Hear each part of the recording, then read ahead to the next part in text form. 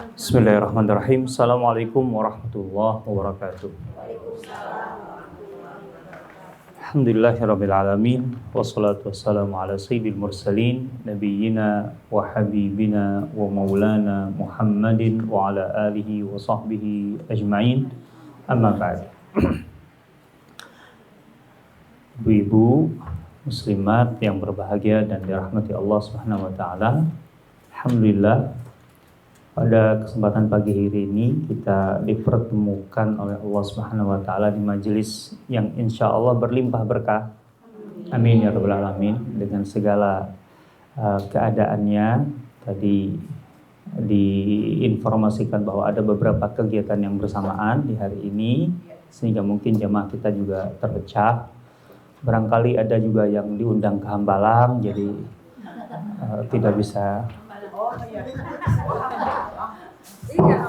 Hari ini Hambalang. Itu nanti kalau saya pamit Jadi ada panggilan mendadak gitu ya. Sri diundang juga, tapi Sri diundang sama pustaka saya. Bu Sri Mulyani atau Sri ya?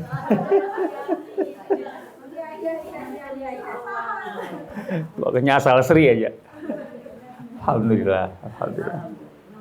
Alhamdulillah ala kulli hal. Alhamdulillah ala ni'matil imani wal islam. Salawat dan salam semoga tercurah kepada junjungan kita semua, teladan hidup kita, baginda Nabi Muhammad sallallahu alaihi wasallam, juga kepada segenap keluarga, sahabat dan seluruh pengikut beliau. Ibu-ibuku sekalian, kajian kita pada pagi hari ini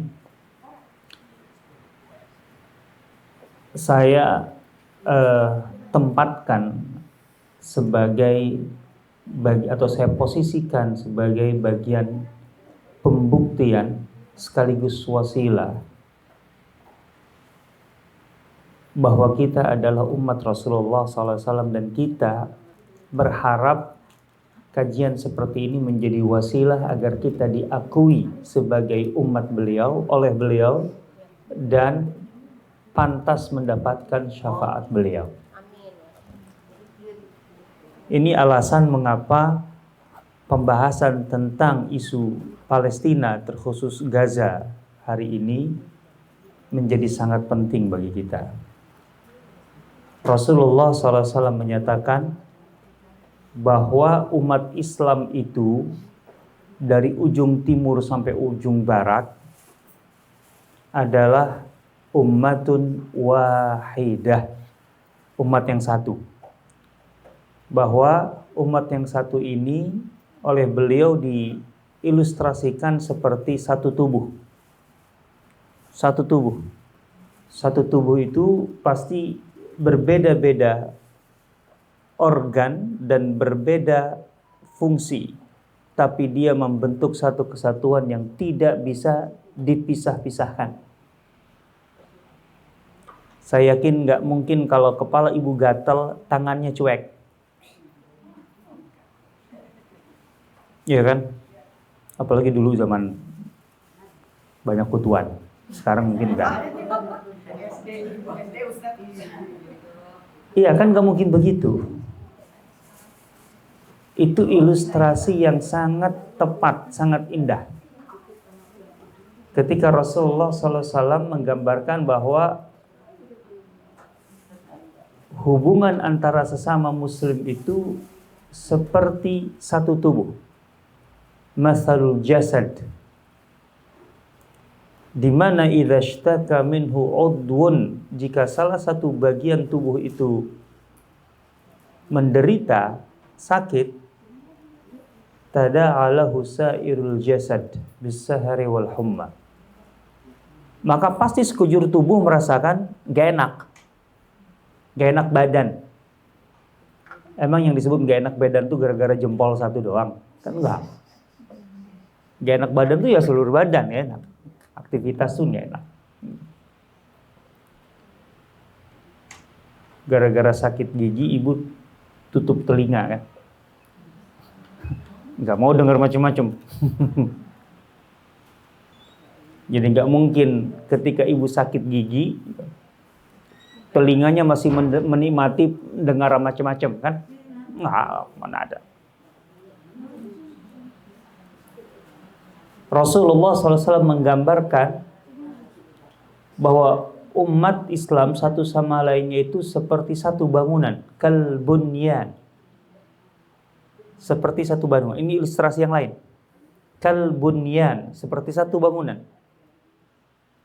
Yashuddu ba'duhu ba'da. Assalamualaikum warahmatullahi wabarakatuh. Saya tahu lah, kalau dari Hambalang terlambat wajar lah.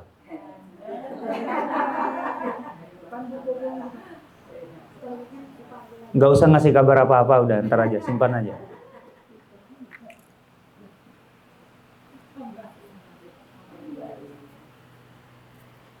Kalbunyani yashuddu ba'duhu ba'da.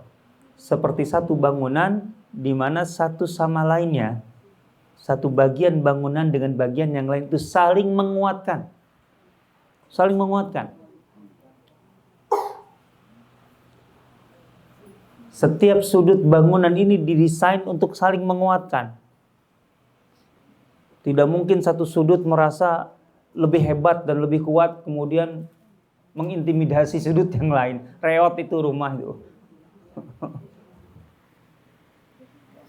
Harus begitu. Ini sekali lagi yang Rasulullah SAW gambarkan tentang umat Islam. Maka dalam kenyataannya kita dengan Palestina, dengan saudara-saudara, dan sebenarnya dengan semua kaum muslimin itu saja, tapi kita sedang membahas Palestina. Itu seperti itu gambarannya.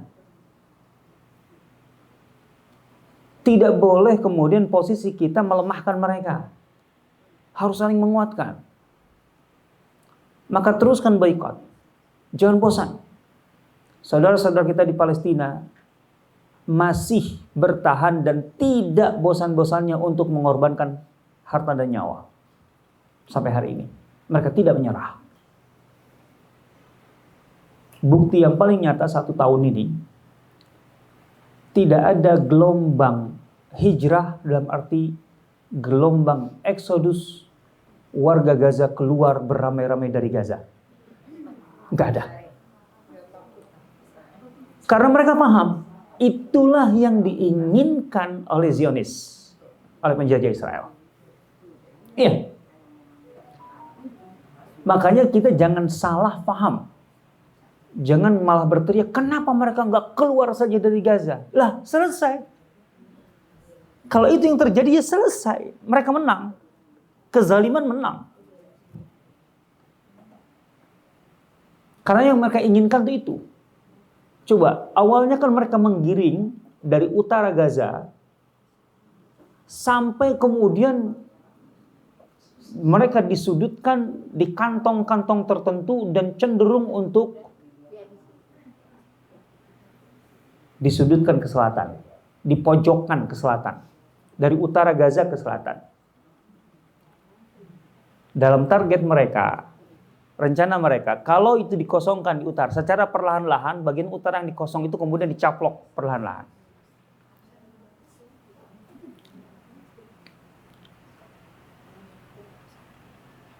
Jangan berpikir bahwa memang mereka ingin, artinya pokoknya kalau kalian di utara, kalian kami habisi. Kalau mau selamat ke selatan. Enggak juga. Sampai di selatan pun dibombardir. Bahkan ketika sebagian karena keterdesakan, itu meninggalkan beberapa kantong dan mengarah ke selatan, ketika mereka sedang membawa gembolan, barang-barang, itu ditembaki di tengah jalan. Jadi sebenarnya mereka bukan sekedar menginginkan daerah utara kosong dan katakanlah pesannya kalau kalian ingin selamat pergi ke selatan. Enggak. Memang mereka ingin mengosongkan Gaza sepenuhnya agar kemudian sepenuhnya juga Gaza menjadi milik mereka. Dan itu yang tidak berhasil sampai hari ini selama 1 tahun. Kenapa tidak berhasil? Padahal kalau ikut data sampai minggu sekitar 2 pekan yang lalu, ini data 2 pekan yang lalu, total peledak yang dijatuhkan di tanah Gaza itu sudah lebih dari 90.000 ton. Ibu tahu berapa berat peledak yang dijatuhkan di Hiroshima Nagasaki? 15.000 ton. Sudah 6 kali lipat. 6 kali lipat. Nggak kebayang. Hiroshima dan Nagasaki itu gara-gara dibom itu menghentikan Perang Dunia Kedua. Di tanah Gaza yang sudah dijatuhkan itu 90.000 ton.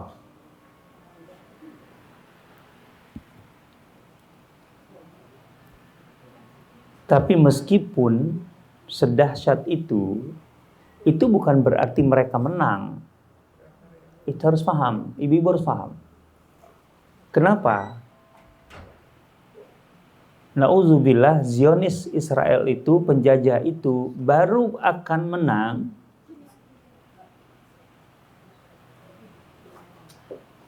apabila target mereka tercapai. Apa target mereka? Yang paling mereka inginkan rakyat Gaza menyerah. Satu. Menyerah itu dengan cara apa? Antara mereka keluar dari Gaza, mengosongkan Gaza, dan itu tidak terjadi, terbukti setahun ini. Apapun keadaan yang mereka paham, mereka sadar bahwa tidak boleh meninggalkan Gaza. Satu.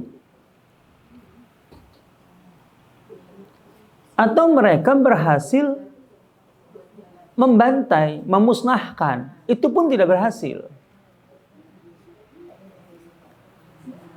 Dalam perang, kemenangan itu harus kemenangan teritori. Dan itu yang gagal. Kalau kita membaca berita memang mengenaskan, kehancuran di mana-mana, kan itu dibombardir. Tapi sehebat apapun penyerangan lewat udara itu bukan berarti kemenangan teritori di darat. Itu dua hal yang berbeda. Artinya kemenangan itu baru bisa dinyatakan kalau pasukan darat Israel berhasil mengalahkan para pejuang mujahidin di Palestina. Dan itu sampai hari ini gagal. Sampai hari ini gagal.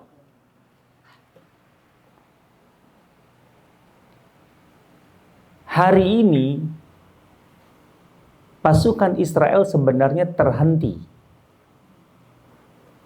Artinya mereka tidak lagi seperti bulan-bulan lalu dikabarkan terus masuk ke wilayah Palestina, terus masuk ke kedalaman, terus masuk. Artinya dari perbatasan itu masuk 1 kilometer, 2 kilometer, 3 kilometer gitu kan. Tapi hari ini sudah enggak. Sudah mentok. Artinya mereka betul sudah di tanah Gaza, tetapi mentok, tidak bisa masuk lebih dalam. Kenapa? Karena sebenarnya di dalam Gaza itu, di setiap kota-kotanya, itu ada batas wilayah, garis batas yang ditetapkan oleh para pejuang, oleh para mujahidin. Sampai di batas ini, pasukan Israel nggak bisa maju lebih jauh. Para pengamat, gitu ya, ada seorang jenderal namanya Jenderal Dweiri dari Jordan, mengatakan bahwa saat ini di Jabalia, di Khan Yunis, di semua front, antara tentara Israel dengan mujahidin Palestina itu terpisah jarak antara 100 sampai 200 meter saja. Pasukan Israel itu tahu, kalau mereka masuk lebih dalam, silahkan masuk. Antara dua, Anda betul-betul memastikan menang, dan itu yang mereka inginkan, atau Anda tidak akan kembali. Jadi sampai hari ini Israel itu, tentara Israel yang terkenal, yang katanya hebat, nomor sekian di dunia itu nggak bisa memastikan bahwa kalau mereka masuk 100 meter lebih dalam, itu akan menang. Nggak bisa. Ya itu artinya bisa jadi masuk tanpa kembali. Dan itu sudah terjadi. Jangan bandingkan jumlah korban antara Palestina dengan Israel. Karena jumlah korban yang paling banyak itu kan sebenarnya jumlah korban sipil. Sementara jumlah korban mujahidin, pejuang, itu tidak ada data. Tidak ada data yang jelas. Seberapa banyak. Tapi Israel itu ada data berapa jumlah tentara, bukan sipilnya, tentara Israel yang tewas. Sudah 10.000. Loh, 10.000 itu bukan angka kecil karena mereka di posisi yang menyerang. Pertama. Kedua, mereka itu yang memiliki segala persenjataan dan kecanggihan. Ketiga, sebelum perang 7 Oktober tahun lalu, itu dunia itu masih mengatakan dan mereka mengklaim bahwa tentara kami adalah tentara yang tidak terkalahkan. Iya, sebelum 7 Oktober tahun lalu itu mereka masih mengklaim itu. Tentara kami itu tentara tidak terkalahkan. Tapi dalam 1 tahun ini dengan segala kecanggihannya, dengan didukung persenjataan yang luar biasa banyaknya, itu ternyata sudah 10.000 yang tewas. Sekali lagi, ini angka yang disiarkan oleh media Israel sendiri. Dan ini bukan angka fix dalam arti sangat mungkin lebih. Angka sesungguhnya lebih dari itu. Dan ada 9.000 mereka yang dirawat di rumah sakit jiwa. Dan dari angka itu 30% lebih itu mustahil untuk kembali ke medan tempur. Ini saya mengungkapkan data katakanlah dalam 2 minggu terakhir dulu. Itulah.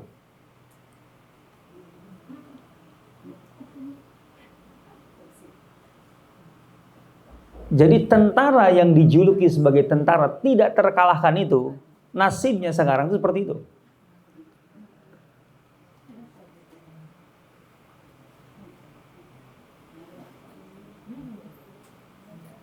Jadi dari sini sebenarnya operasi militer Zionis itu gagal total seharusnya. Kalau ibu masih ingat, di bulan pertama Oktober tahun lalu, di 1 bulan pertama, kowar-kowar Netanyahu dan jajarannya itu hanya menargetkan 2 minggu. 2 minggu kami akan keluar sebagai pemenang. Itu 1 tahun yang lalu. Sekarang sudah 1 tahun lebih.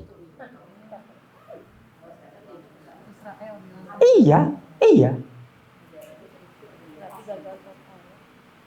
Mereka yang menargetkan 2 minggu saja.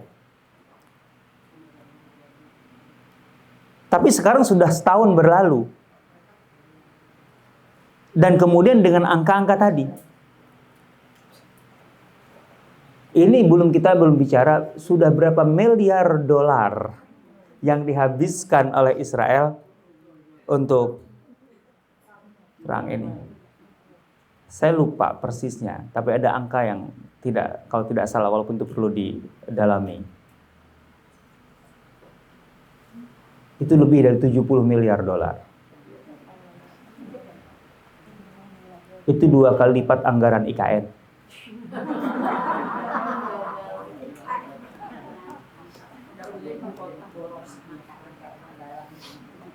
Ya kan? Dan pertanyaannya hasilnya apa? Kan itu yang penting. Hasilnya apa? Kita jangan berbicara masalah, tapi kan sangat menyedihkan, mengenaskan nasib. Iya memang itu mah iya. Gitu loh. Tapi kita harus melihat dari target Israel itu sendiri gitu loh. Sehingga kemudian kita bisa menarik kesimpulan akhir, sebenarnya kaum muslimin, terutama saudara-saudara kita di Gaza, di Palestina, dan kita secara umum, sebenarnya dalam perang ini tampil sebagai pemenang atau pecundang? Pemenang. Ini pemenang. Yang namanya korban dalam peperangan itu pasti besar. Tapi pemenang.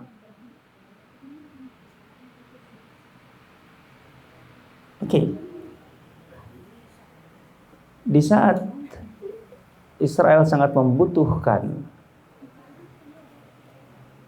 pasokan tentara, apalagi perwira-perwiranya, perwira menengahnya. Justru yang terjadi sekarang adalah gerakan perwira menengah yang menolak untuk terlibat dalam peperangan. Terutama dari pasukan isinya cadangan. Dan pasukan cadangan itu betul-betul akan dikeluarkan sebenarnya ketika kondisi sangat-sangat darurat. Dan hari-hari ini, atau beberapa waktu belakangan ini, Israel sudah menggunakan pasukan cadangan. Artinya pasukan reguler sudah tidak lagi mungkin sanggup atau cukup untuk menyelesaikan misi ini. Ini indikator-indikator penting loh. Ya kalau ibu sudah ngeluarin cadangan kan artinya apa?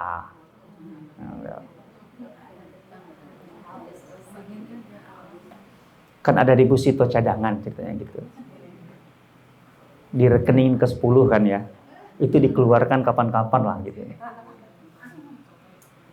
Ternyata harus dikeluarkan juga. Itu artinya apa? Udah jurus kepepet itu artinya. Ini hari-hari ini atau belakangan ini itu sudah menggunakan tentara cadangan. Di mana kemudian tentara cadangan ini secara mental jelas berbeda dengan tentara reguler. Satu sisi. Di sisi lain, dari awalnya sudah ada gejolak. Pasukan cadangan Israel itu sudah katakanlah banyak protes dan bahkan jajaran tingginya sudah menolak. Artinya dipaksa atau terpaksa paling tidak. Bagaimana pasukan yang terjun ke medan perang dengan terpaksa? Militansinya bagaimana? Nggak kebayang, nggak akan main-main aja itu di lapangan. Ini mereka sudah jauh, artinya sudah terlalu jauh sebenarnya mundur ini. Sudah terlalu jauh mundur. Sudah begitu, tentu saja ini adalah akibat dari kecongkakan, dari keangkuhan Zionis sendiri. Mereka malah melakukan istilahnya blunder dengan memperluas battlefield-nya. Sekarang mereka berhadapan dengan Lebanon, berhadapan dengan Iran, ya itu semakin berat bagi mereka.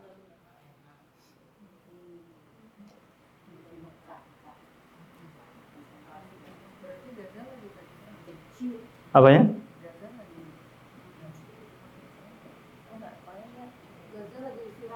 Apaan? Kayak tahu aja. Enggak usah. Iran itu punya agenda sendiri. Dia punya agenda sendiri. Itu bukan berdasarkan masalah Palestina atau apa. Dia punya agenda. Punya agenda. Tapi itu menguntungkan. Itu yang penting kalau bagi kita. Kalau masih Irannya dia punya agenda sendiri dari awal. Agenda regional Iran tuh ada.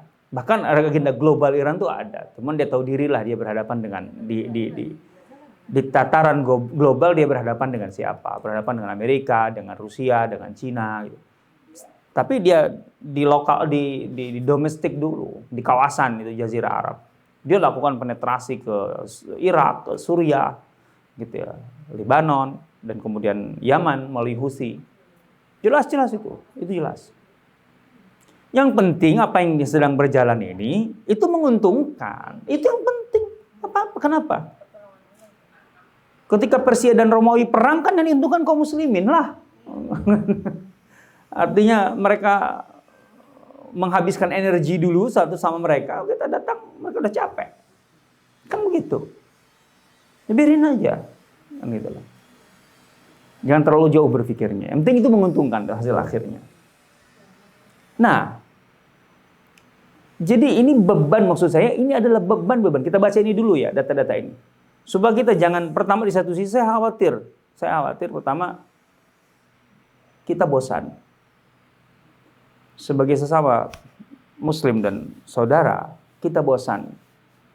Setidaknya perasaan kita hambar untuk memberikan dukungan terhadap atau simpati dan empati kepada saudara-saudara kita di Palestina. Itu nggak boleh pertama. Ya kalau perasaan saja kita sudah hambar, lah terus dukungan yang lain apa kita berikan? Nggak kebayang itu. Dan itu sudah merusak iman kita. Gak bisa. Tadi seperti satu tubuh. Ini masih luka, lukanya masih menganga luar biasa. Lah kita sudah pesta. Mana ada orang pesta di tengah luka? Ya kan? Sudah gak lucu itu.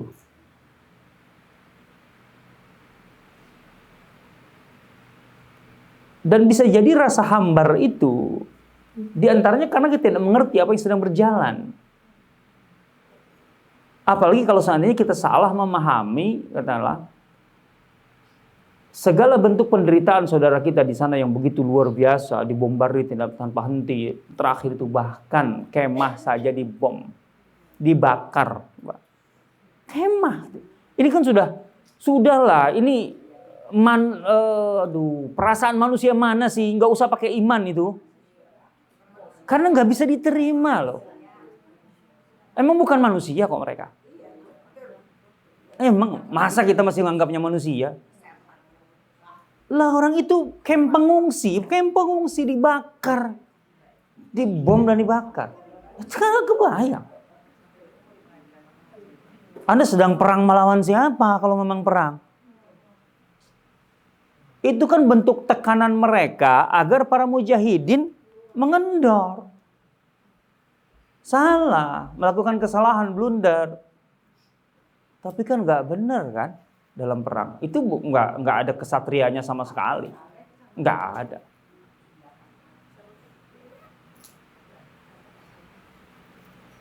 Rasulullah SAW itu jelas mengatakan kepada tentaranya, la taqtulu walidan. Jangan membunuh bayi dan anak-anak.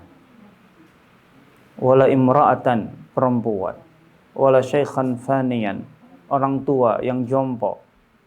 Karena nggak ada hubungannya dengan kita. Kita tentara, menghadapan dengan tentara. Itu dong. Kan sampai selama ini juga yang dihabisi kan memang sipil kan. Lah ini di pengungsi pula, di pengungsian pula. Semakin parah.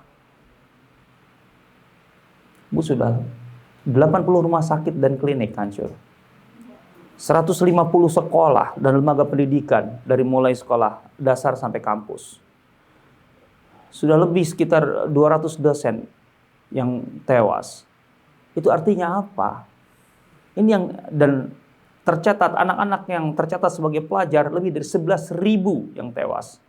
Itu kan artinya memusnahkan satu generasi. Rumah sakitnya dibom, dokternya dibunuh, coba bayangkan, sekolahnya dihancurkan, masjid juga demikian, kemudian yang tercatat sebagai pelajar, itu artinya apa? Habiskan. Orang sakit nggak akan ada rumah sakit, tidak akan nemu dokter. Ya kan? Mau belajar nggak ada sekolah, juga nggak ada guru, bahkan dosen pun habis. Ini biadabnya udah super. Udahlah, sisi itunya udahlah, itu miris banget pasti. Tapi di satu sisi, selain tentu saja doa yang selalu kita panjatkan, sisipkan rasa harapan. Dan ini bukan harapan menghibur diri. Dengan data-data yang saya sampaikan, kita ada alasan untuk punya harapan, optimis. Bahwa yang sedang berjalan itu jelas itu indikator kemenangan kaum muslimin.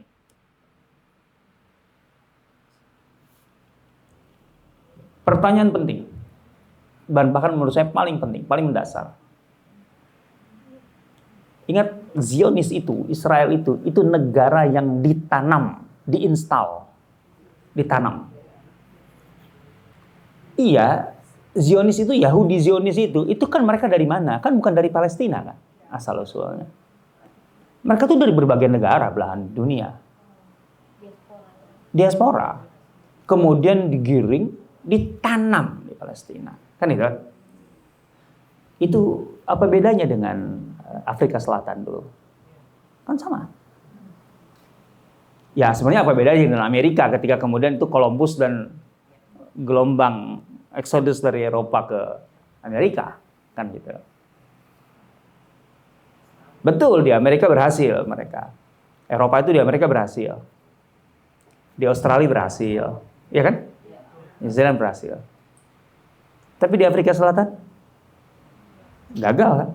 Gagal di Afrika Selatan. Yang penting mereka ini tidak tumbuh dari tanah Palestina. Itu yang penting.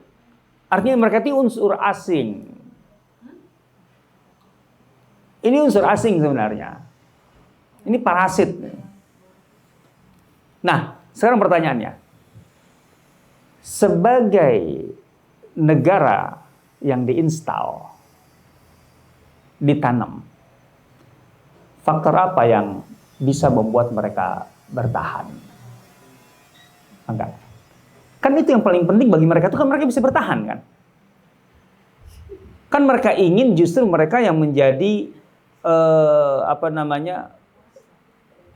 ya unsur utama di situ, yang tadinya parasit gitu loh. Mereka ingin menjadi utamanya. Kan gitu.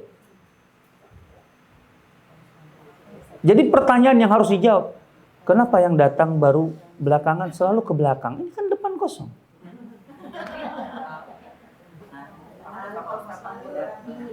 Hah? Yang mana yang enak dingin? Di depan. Ya tuh kenapa nggak di depan? Hah?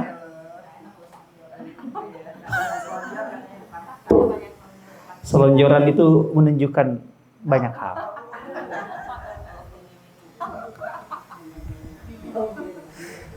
Ya dimaklumi.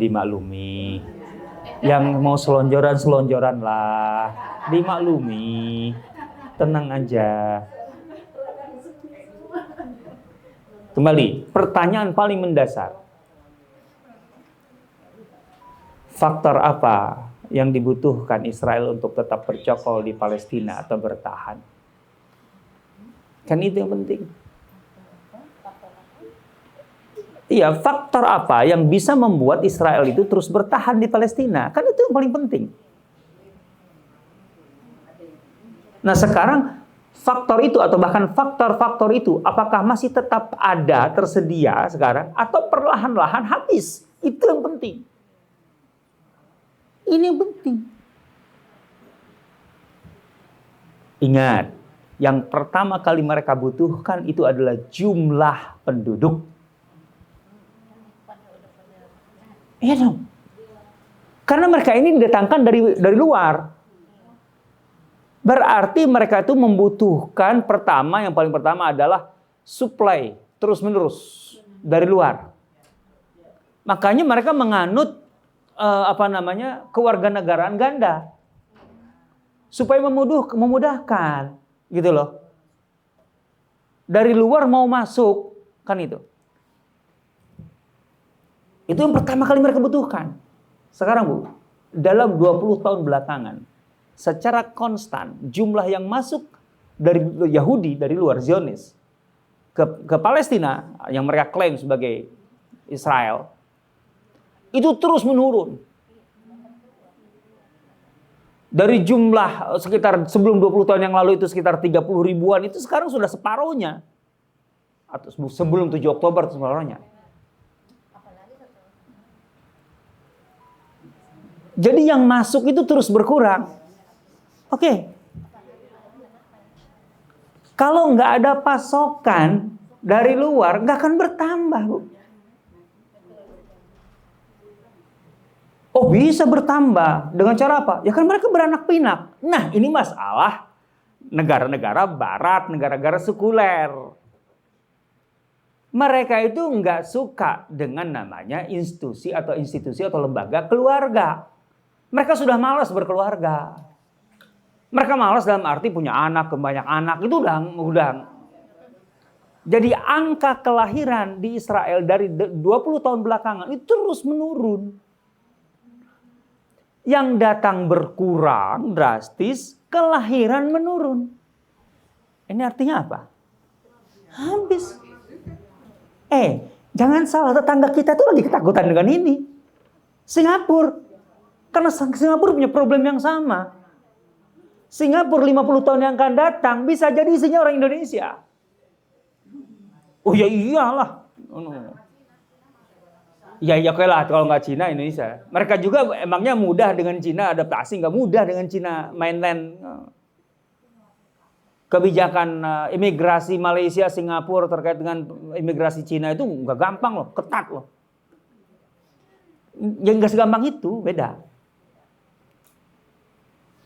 Jadi mereka tuh lagi ketar-ketir itu. Gitu loh. Jadi sama Israel tuh masalahnya itu.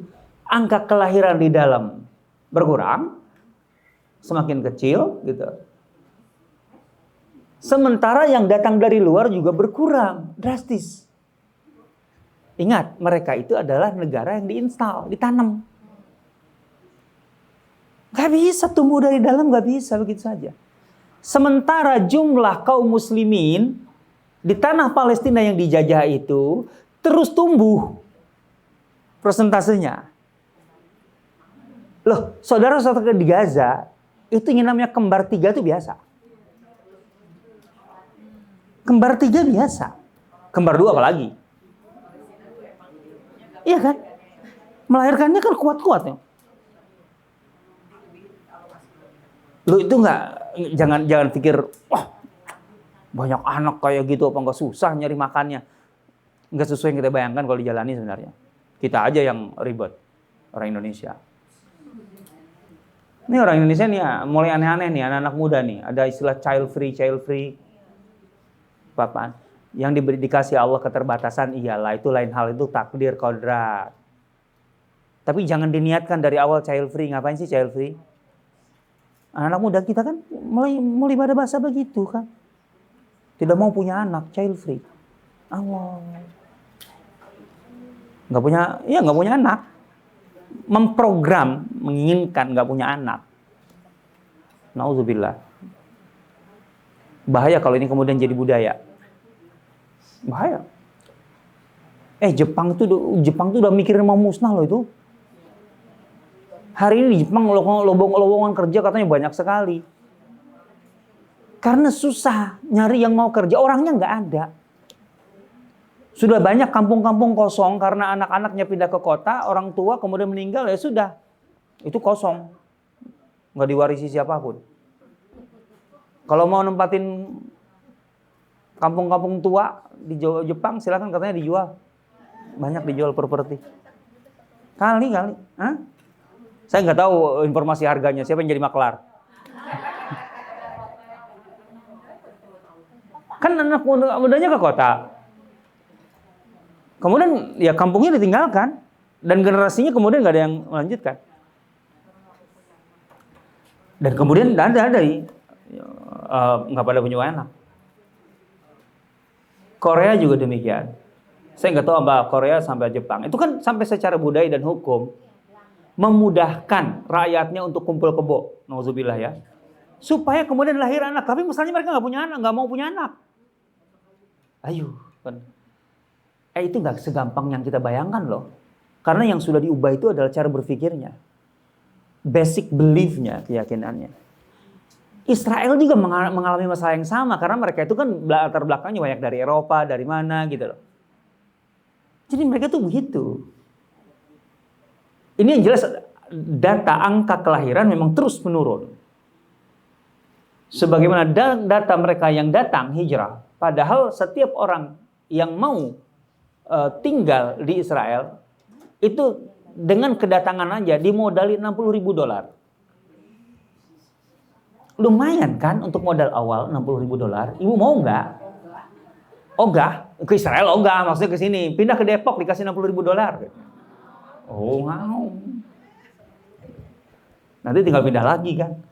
Oh, Indonesia banget kalau gitu.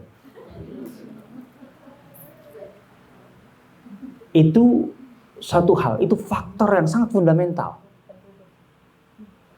Itu faktor fundamental. Akhirnya sebenarnya apa yang mereka lakukan? Mereka itu banyak agen-agen. Sebenarnya kalau dimasukkan hukum internasional jadi human trafficking. Agen-agen ke berbagai negara, ke Yaman, negara-negara miskin terutama, Ethiopia dan sebagainya gitu.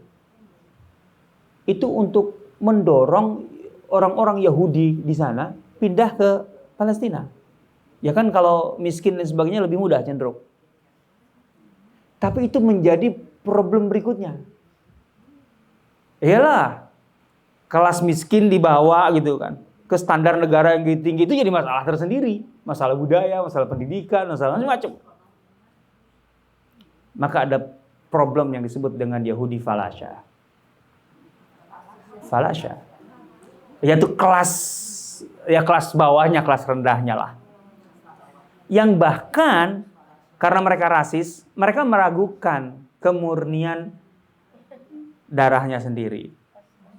Dan itu menjadi konflik sosial berkepanjangan. Itu satu faktor. Faktor berikutnya yang terkait. Ketika tidak ada pasokan dari luar, berarti paling tidak yang harus mereka lakukan itu yang berada di dalam bertahan. Ya dong. Jadi bagaimana yang sudah di dalam bertahan? Ibu tahu? Survei. Ya memang mau saya kasih tahu. Survei di Israel tentang masalah kependudukan. Lebih dari 30% rakyat Israel itu siap untuk pindah dari Israel kapanpun. Lebih dari 30% siap.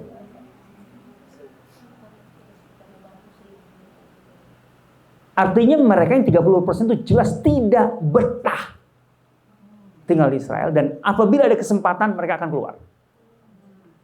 Yang sudah keluar jangan tanya, banyak. Yang sudah keluar banyak. Nanti lagi. Itu data lain lagi. Yang menimbang-nimbang sekian persen yang mau bertahan itu kurang dari 30%. Satu negara yang siap bertahan itu hanya kurang dari 30%. Itu negara ditinggalkan rakyatnya di apa? Mending kalau tentaranya. Nah, yang siap bertahan itu adalah mereka yang kelas-kelas itu Yahudi yang tidak punya harapan di luar negeri. Yang punya problem permasalahan, yang miskin-miskin, yang bla bla bla dan seterusnya. Sebuah negara ditinggalkan rakyatnya. Jangan sok-sokan ngomong, kalau emang nggak suka pindah dari Indonesia. Kalau ditinggalkan, Anda nggak akan ada yang bayar pajak loh. Karena yang pindah itu yang punya duit. Ya kan? Yang nggak punya duit pindah ngapain juga? Usaha juga. Jadi jangan sombong dengan bahasa itu. Itu problem di Israel hari ini begitu. Antara angka yang masuk ke dalam dengan yang keluar, sekarang sudah lebih tinggi yang keluar. Iya banyak hal. Mereka itu pertama kelas menengah ke atas. Punya profesi yang mentereng. Gitu loh. Punya keahlian. Gitu loh. Dan kemudian punya jaringan.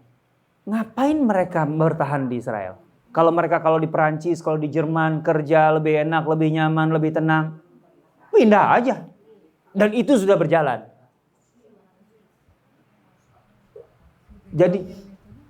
Jadi belakangan ini jumlah per tahunnya yang masuk dari luar sebagai migran masuk baru dengan yang keluar lebih banyak yang keluar. Sisanya itu kan berarti yang kurang skillnya atau bahkan kemudian yang bermasalah. Negara bisa apa kalau kayak gitu? Negara bisa apa? Ini faktor kedua yang sangat penting, gitu loh. Yang bisa atau yang menjadi kunci Israel itu akan bertahan atau tidak. Ini saya tidak kaitkan dengan masalah perang ya. Artinya ada alasan perang lain lagi. Artinya tanpa perang pun mereka punya sekian banyak alasan untuk runtuh sebenarnya. Problem di dalam. Oke. Terus sebagai tadi negara yang diinstal, negara haram ya. Kan sulit bagi penduduknya itu merasa nyaman. Karena tahu kedatangan mereka itu adalah masalah. Loh, ibu kan tahu kan yang di video-video dari dulu beredar. Imigran itu ketika datang, itu nanti katakanlah kalau itu dinas kependudukannya, itu langsung menentukan kalau tidak ada perumahan yang mereka bangun, itu dikasih nomor rumah orang Palestina. Iya. Dia akan datang dan kemudian datang ketuk pintu, kamu sekarang keluar. Loh, pernah lihat nggak di ini? Itu memang begitu modusnya. Jadi kalau tidak ada pemukiman-pemukiman baru, kan pemukiman baru aja kan dengan cara paksa, di bulldozer kan pemukiman baru itu. Nah kalau tidak ada itu yang tersedia rumah seperti itu, apartemen yang siap, kos yang kosong-kosong dan sebagainya, itu mereka akan dikasih itu masuk ke pemukiman kaum muslimin, gitu lah. Nomor sekian itu rumahmu, dan itu akan datang kalian keluar. Dan itu kan pernah ada yang sampai mengatakan, kan kaget lah itu yang muslim itu. Loh ini kan punya kami gitu. Pokoknya kamu harus keluar. Ini tanah datuk kami, moyang kami. Kalau kamu nggak keluar karena aku, kamu akan keluar karena orang lain, sama aja. Artinya orang Yahudi yang lain. Coba kan? Orang kayak gini ketika menempati tempat itu sebenarnya tenang dan nyaman nggak? Problem berikutnya adalah ketenangan. Faktor berikutnya. Penduduk Israel itu tenang nggak berada di Israel? Oke. Seharusnya tenang dong. Kenapa? Gitu. Pertama mereka itu dilindungi oleh pemerintah yang sangat-sangat kuat, superior sekali. Bayangkan, itu negara intel itu. Penduduk Israel itu bisa kapan saja dipersenjatai oleh pemerintahnya. Di awal-awal tragedi 7 Oktober tahun lalu, saya mendapatkan informasi sumbernya dari Yerusalem sendiri langsung. Jadi itu chat-chatan teman saya. Dia punya kolega di Yerusalem. Waktu awal-awal 7 Oktober itu. Apa beritanya?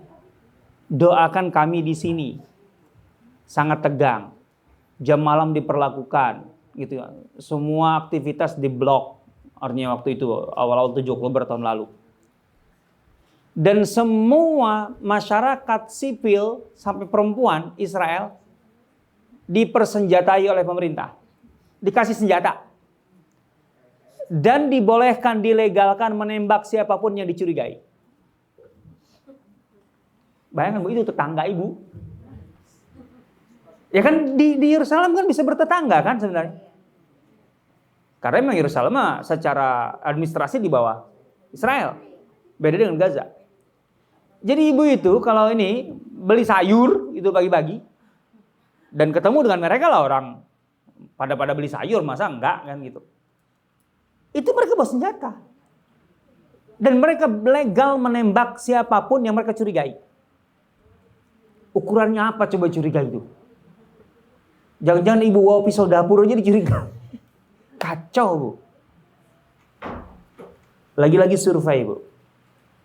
Survei di Israel itu menyatakan hanya 5% dari penduduk Israel yang merasa tenang tinggal di Israel.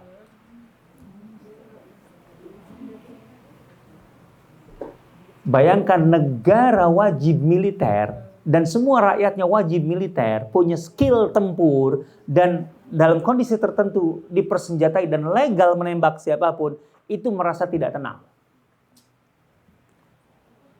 Ibu kalau naruh panser di halaman rumah,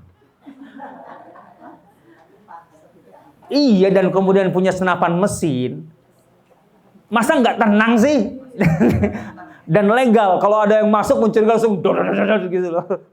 Kan seharusnya santai, tenang gitu. Tapi survei di Israel, hanya 5% rakyat Israel yang merasa tenang. Masalah tenang itu masalah hati, itu nggak bisa direkayasa. Allah yang memiliki hati, yang mengendalikan hati manusia. Coba musuh yang begitu kuat gitu.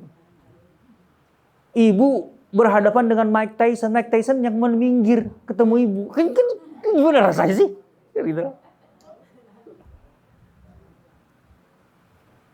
Bagaimana Allah menyematkan, Allah memasukkan rasa ketakutan itu.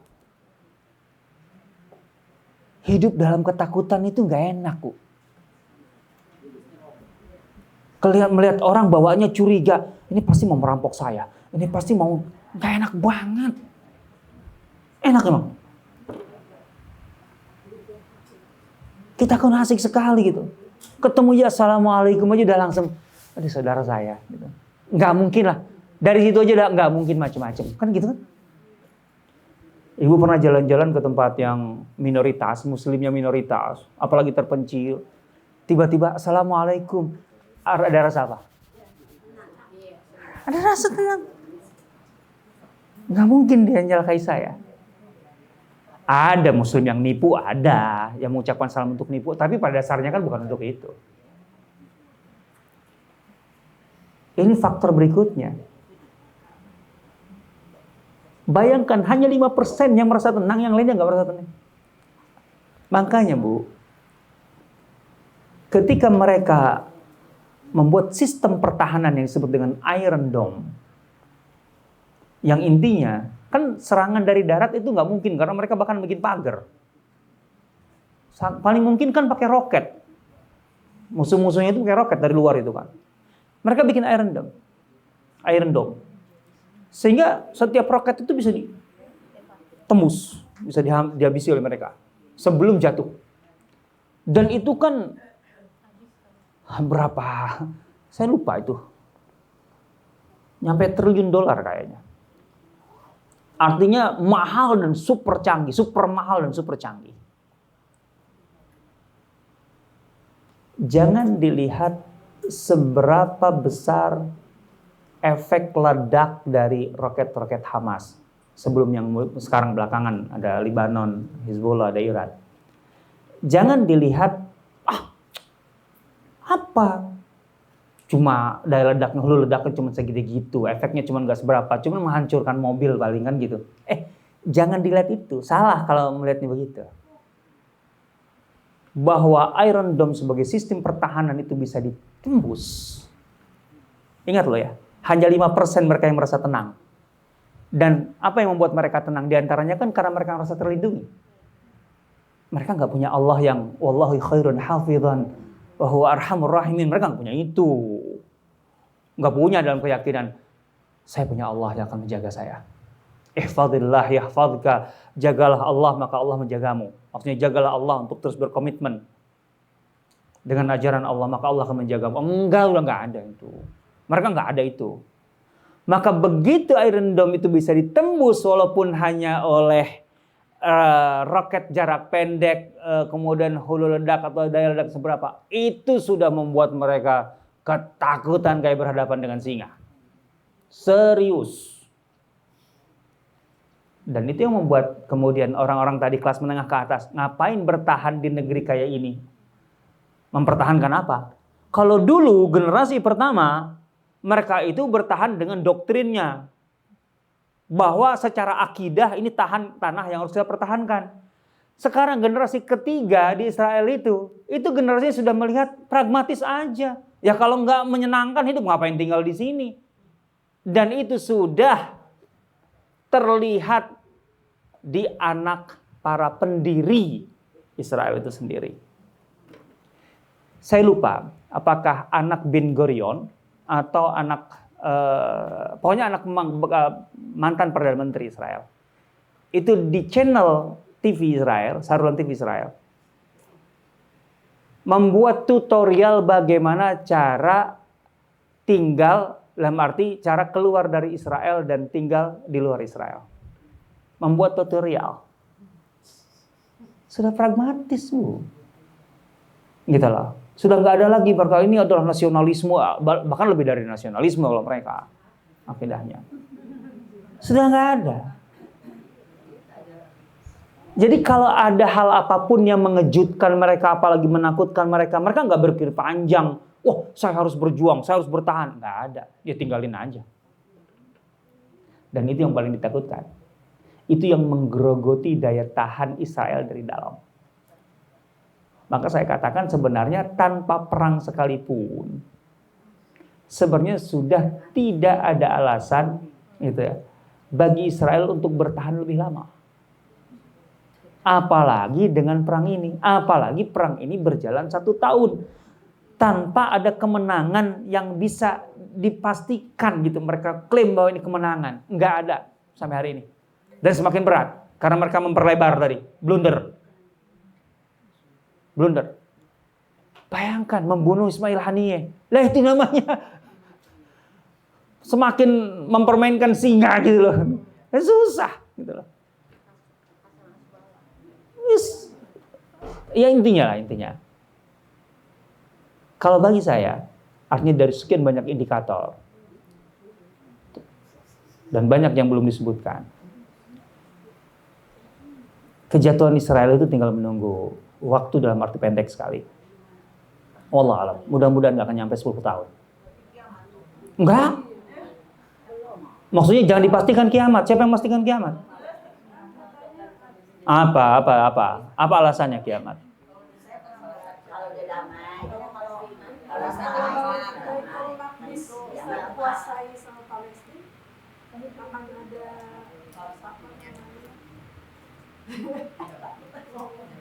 Ingat, sudah 1400 tahun berjalan. Berapa kali Baitul Maqdis dikuasai musuh?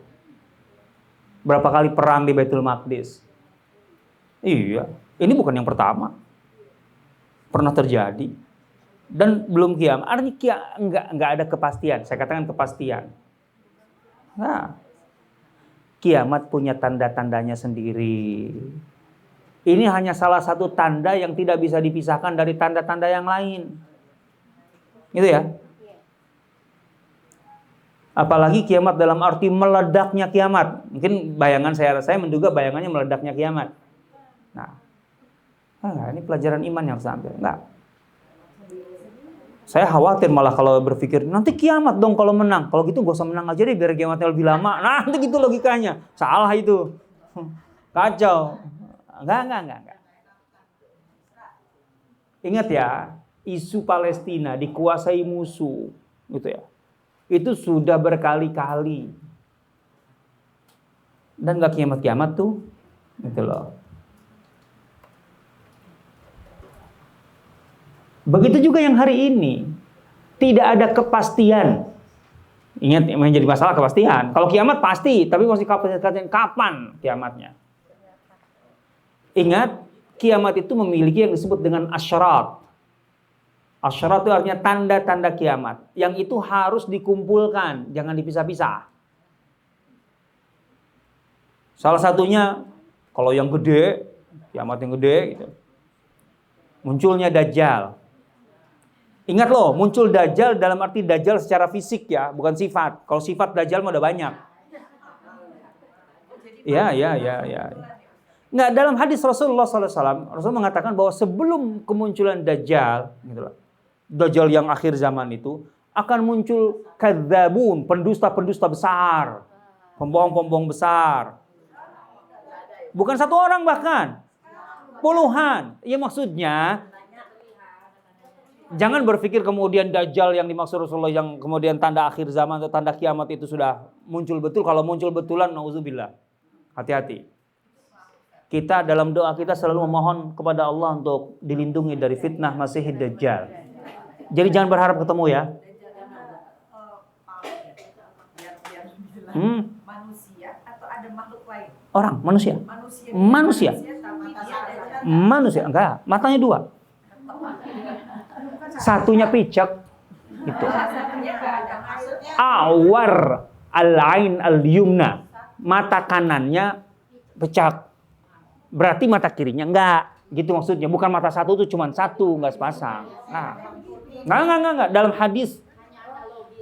Dalam hadis mata kanannya picak. Dan itu hikmahnya agar Allah menunjukkan jangan sampai kamu yang beriman terfitnah. Kamu yang beriman ya. Karena kalau yang tidak beriman memang mudah sekali. Karena Dajjal itu minta panen gandum melimpah. Hujan turun gitu kan. Gitu. Iya, itu bagian dari fitnah, dari ujian. Tapi nanti, dan dia mengklaim, aku tuh Tuhan. Aku yang bisa membuat kamu bahagia dan sengsara, menderita. Dan itu percaya orang, dan mau mengikutinya. Orang beriman, terlalu sederhana. Kamu mau bisa apapun, lah itu. Obati aja matamu itu dulu. Kan gak bisa. Kalau memang Tuhan, kenapa gak bisa? Pertama, kalau Tuhan, masa sih Tuhan itu hanya cacat? Pertama gitu kan, satu. Yang kedua, masa sih nggak bisa ngobati matanya? Bisa ini, bisa itu. Orang beriman mah sederhana itu. Gitu. Tapi jangan pernah berharap untuk bertemu Dajjal. fitnah yang mengerikan. Masalahnya kenapa tadi dipastikan Dajjal itu orang, manusia dan sebagainya? Karena memang Rasulullah SAW sendiri membenarkan kesaksian atau testimoni sahabat namanya Tamim Ad-Dari, yang jauh-jauh dari Syam berjumpa Rasulullah SAW karena mendengar tentang Rasul dan mengabarkan, menyampaikan pengalamannya bahwa aku ketemu ini kata Rasul, itulah Dajjal. Jadi ada sahabat yang memang sudah bertemu dengan Dajjal. Jadi Dajjal itu memang orang. Sudah ada memang. Masalahnya kemunculan. Kalau masalah ada, keberadaan dia ada. Yang jadi masalah kemunculan. Nggak usah dicari-cari pakai Google. Nggak usah dipasang CCTV. Ya, itu kan malah di mana? Nggak nyari itu kalau di mana. Yang jelas, Tamim Ad-Dari berasal dari Syam. Artinya apakah di laut Mediterania atau di laut tidak diceritakan laut mana, gitu ya? Atau laut Merah, wallahu alam.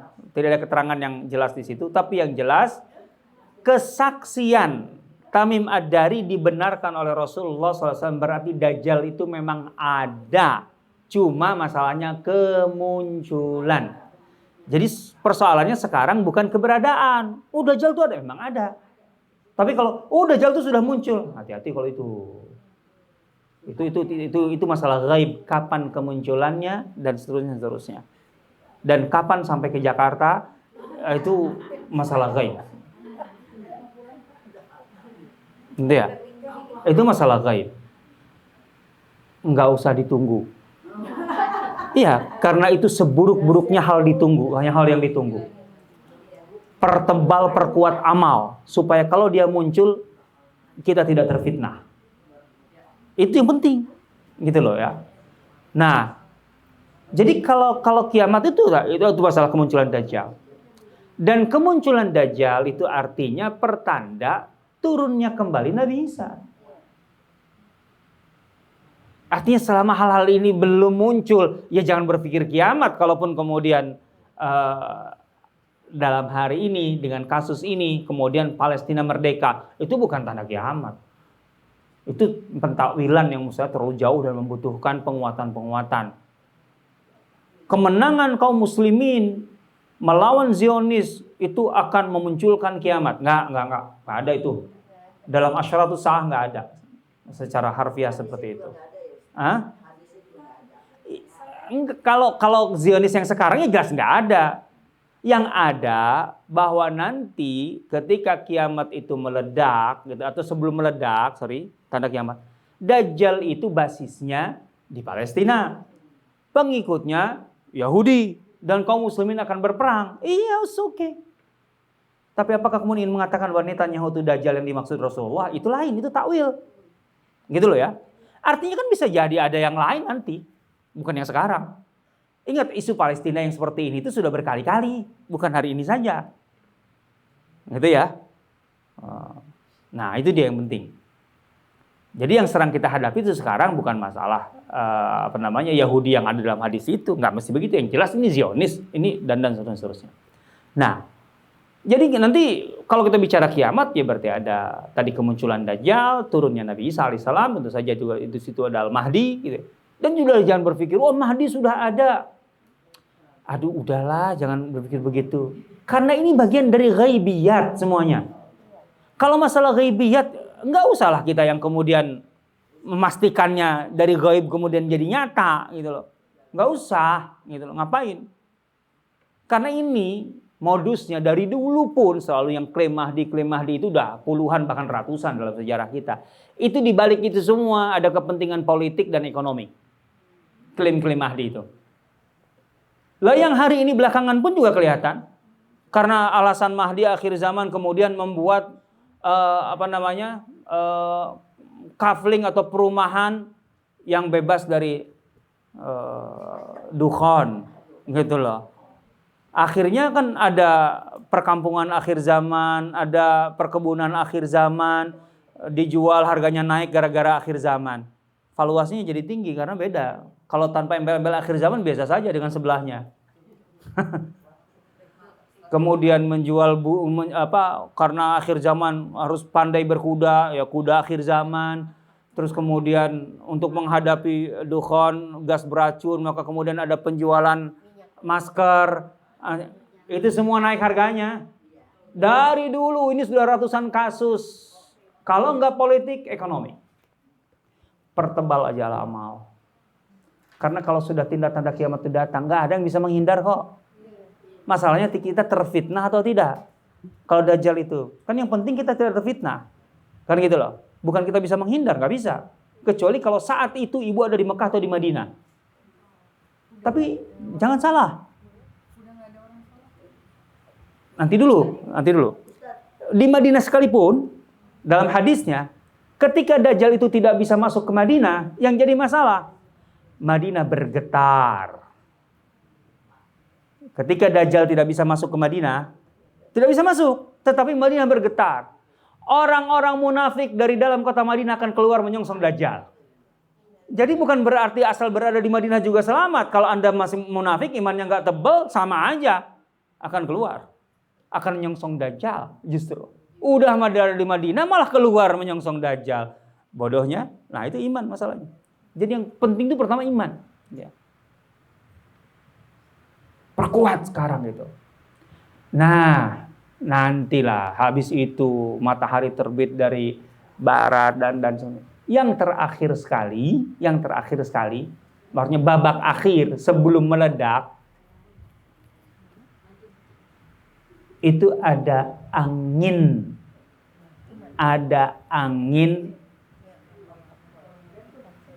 yang akan bergerak, bertiup ke seluruh pelosok bumi. Angin ini apabila menerpa orang yang beriman, maka akan mati. Iya. Jadi ini babak akhirnya tuh ini. Angin ini akan menyebar, menghembus ke seluruh pelosok bumi, dan siapapun yang di hatinya ada iman akan meninggal. Sehingga setelah itu siapa yang masih hidup? Syirarul khalq. Kata Rasulullah SAW atau dalam hadisnya, syirarul khalq. Tinggal manusia-manusia bejat. Ya sudah bejat. Lah bejat terus nggak ada orang yang larang lagi, nggak ada orang yang ini lagi. Kan kalau orang bejat tapi tahu tetangganya soleh kan masih hati-hati gitu loh. Nah, tapi kalau orang bejat kemudian tahu nggak ada yang melarang, wah udah aja. Nggak kebayang jadinya apa. Nah, di tengah itulah kiamat itu meledak. Gitu ya. Itu rahmat dari Allah. Allah tidak akan membuat orang beriman mengalami ledakan itu. Jadi saya masih optimis lah sederhananya. Selama masih al-Islam masih rame ngaji, itu belum meledak lah. Ya itu ya. Karena angin itu menghabiskan itu. Ya emang itu udah akhir, ujung selesai. Sebelumnya Ka'bah nanti dibobok, diruntuhkan. Semuanya kacaunya ampun. Yes, antara itulah. Atau itu bagian dari fitnah itu sendiri.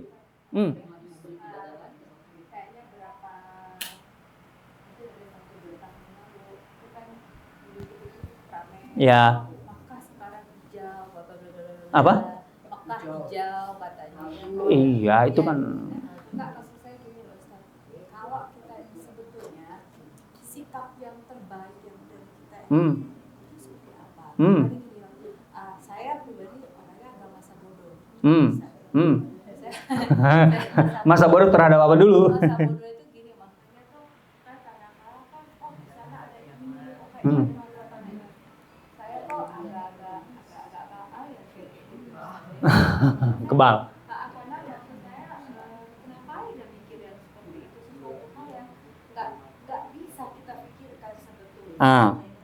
Jadi kalau saya berpikir oke, kalau memang ada tanda-tanda yang keluar di sana, pertanyaannya gue gimana ya? Nah, gitu.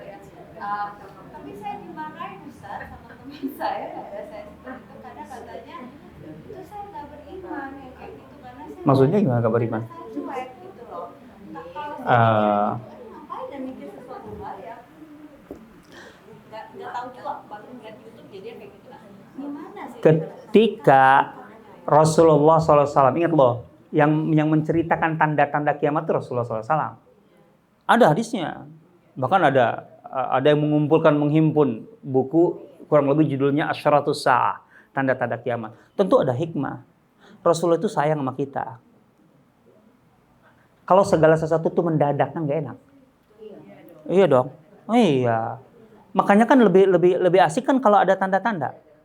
Ibu kalau bawa mobil, ya, terus kemudian ketika ibu mulai jalan dan perjalanan jauh keluar kota, bensin ibu tinggal 1 bar. Apa yang ibu butuhkan ketika masuk ke jalan itu? Ya intinya kan jangan sampai mogok habis di tengah jalan kan. Yang dibutuhkan apa? Kalau ada tanda bahwa pom bensin itu 30 kilo kan tenang kan?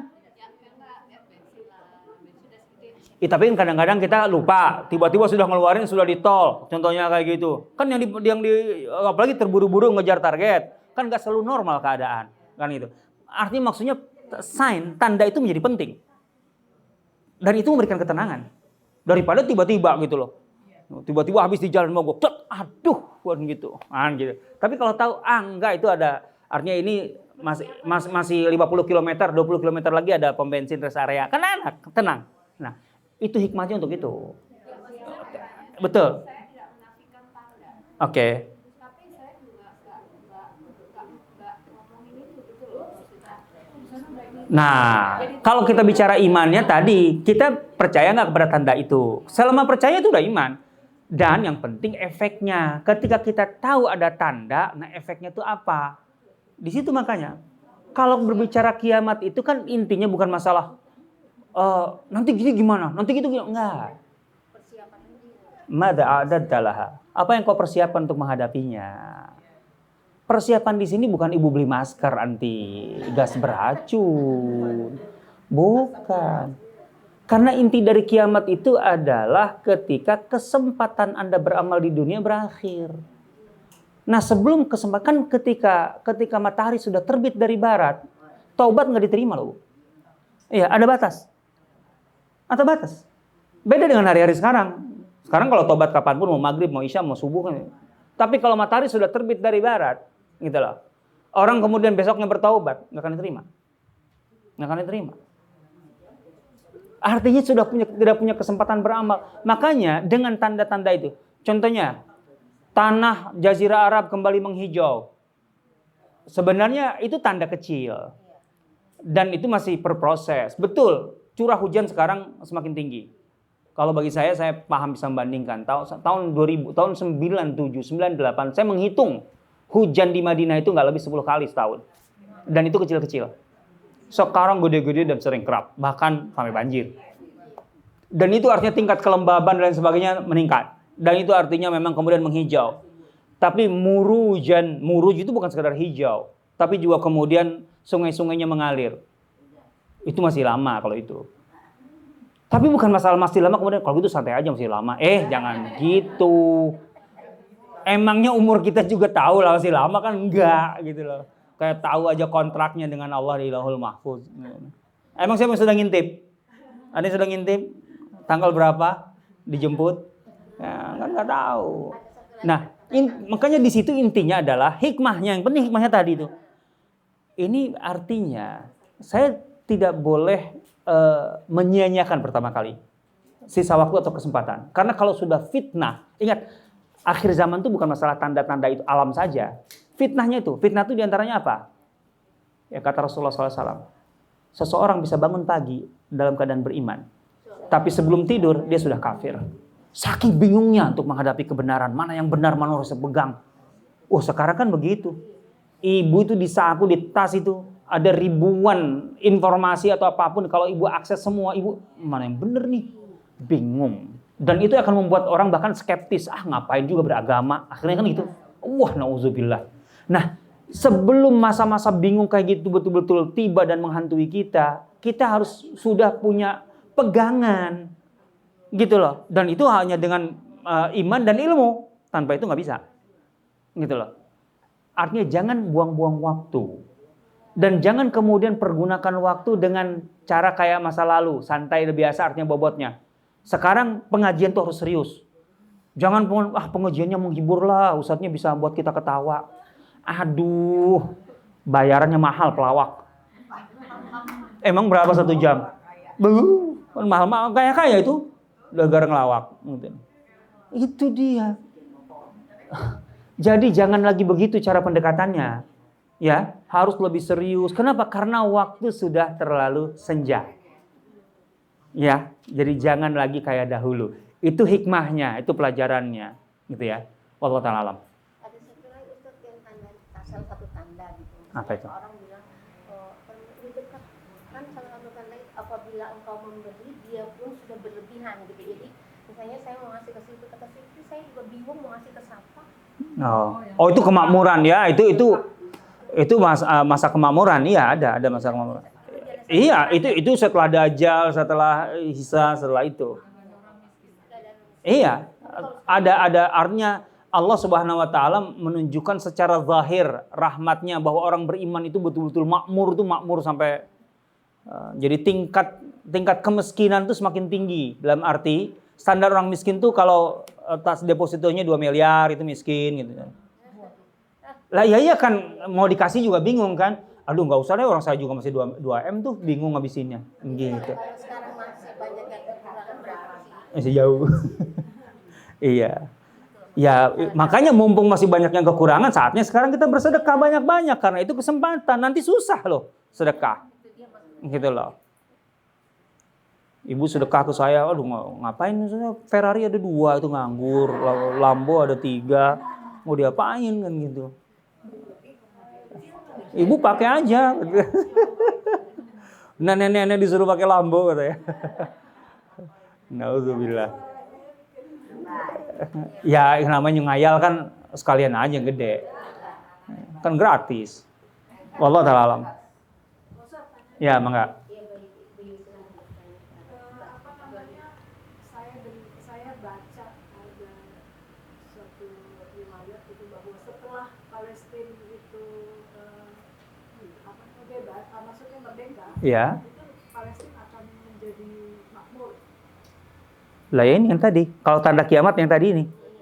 Dan kemudian negara-negara lainnya akan terjadi kekeringan, ekonomi carut marut dan segala macam gitu. Maka itu kita bukan disarankan ya berhijrah ke. Enggak ada itu. Itu bukan enggak ada dalilnya kalau itu. Enggak ada dalilnya. Saya yakin enggak ada dalilnya. Saya sudah menamatkan dan baca beberapa kali buku Asyaratus Sah. Yang enggak semua buku, artinya salah satu buku, tapi itu enggak ada yang ini. Apalagi dikaitkan dengan Palestina hari ini. Enggak bisa. Enggak bisa begitu. Jadi jangan menarik hadis-hadis Rasulullah SAW ke masa kini langsung, seakan-akan itulah yang terjadi hari ini. Ingat isu Palestina dikuasai musuh itu berkali-kali dalam sejarah. Dan juga mungkin zaman itu berpikir, ingat loh ketika ada 70.000 orang muslim dibantai di Palestina, di Al-Quds dalam 2 minggu. Mungkin orang saat itu berpikir inilah kiamat atau setelah ini kiamat. Ternyata enggak juga. 700 tahun kemudian sampai hari ini masih ada. 70.000 orang Bu dalam 2 minggu. Kalau sekarang kan 45.000 kan. Lebih. Tapi 1 tahun kan. 1 tahun. Itu 2 minggu ya. Iya. Maka Itu masih ada ibu yang mau bertanya? silakan.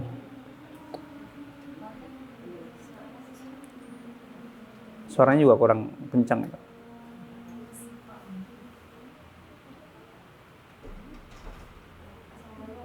Assalamualaikum warahmatullahi wabarakatuh.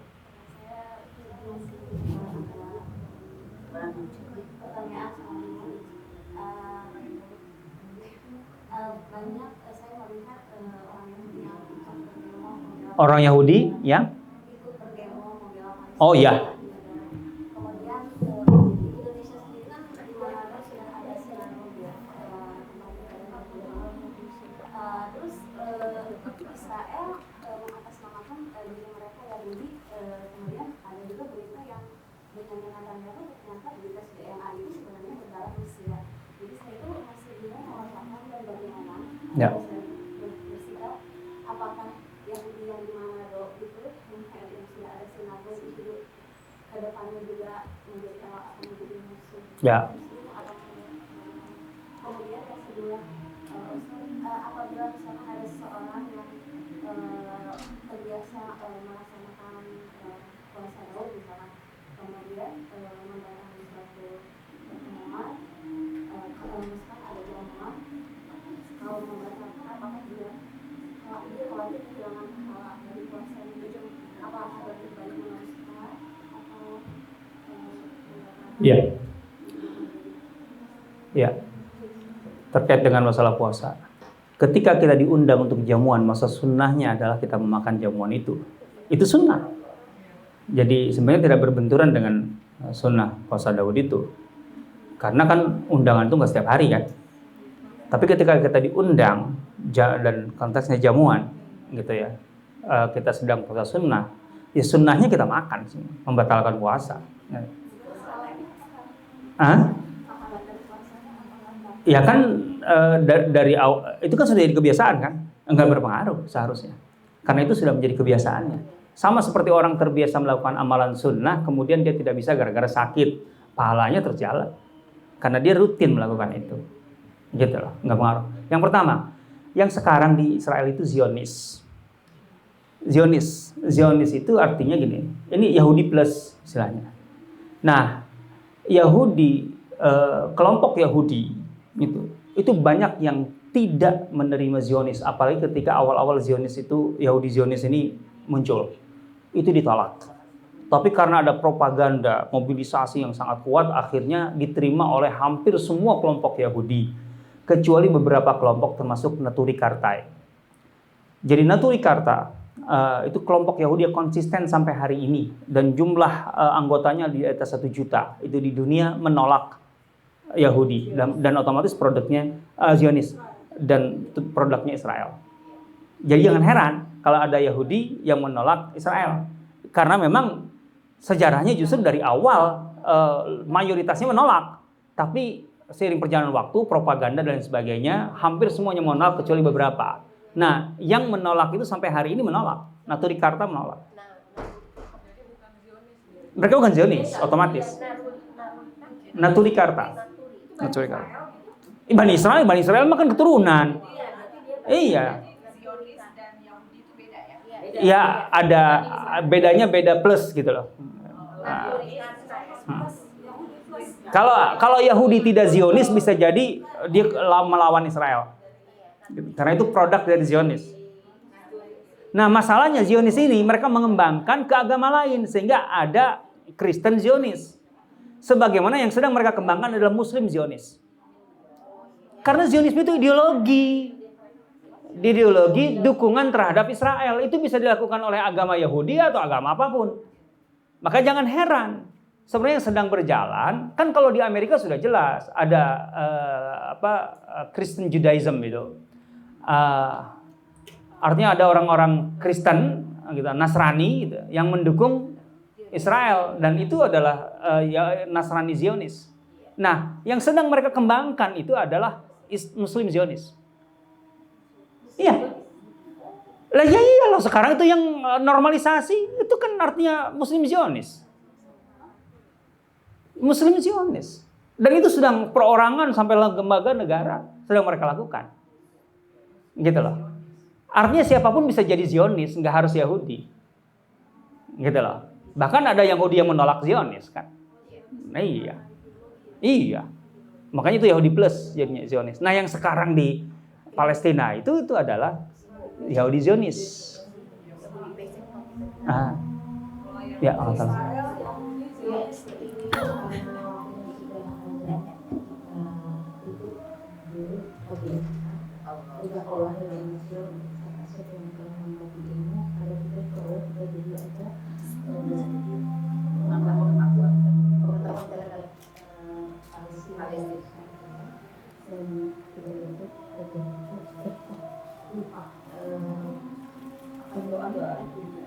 Kita tutup dengan doa yang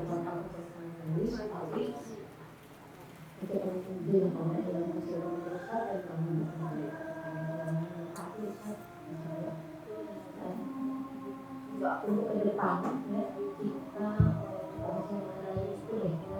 berurut ya Ustaz, seperti yang kita pernah dengar. Bagaimana Rasulullah dari awal kita kan sebenarnya cuma lompat-lompat. Kita akan ada buku kedalaman gitu, setiap Ustaz datang kita akan silakan membeli buku Sirah Nabawi atau kalau Nawawinya itu membaca. Dan nanti kita ini menarik banget gitu, makanya itu ada bagaimana sisi-sisi luar biasa, mulai dari hijrah, mulai dari awal dari Islam itu sangat menarik. Jadi kita selama ini para lompat-lompat kita mengenai Sirah Nabawi. Nanti kalau kita akan minta ke Ustaz Asep seluruhnya supaya pemahaman kita terhadap sirah itu lebih terstruktur. Oke, kita tutup dengan doa. Subhanakallahumma bihamdika asyhadu an la ilaha illa anta astaghfiruka wa atubu ilaik. Saya nanti pamit ya. Sholat langsung jalan karena ada ngejar acara. Masih banyak ya Pak ya.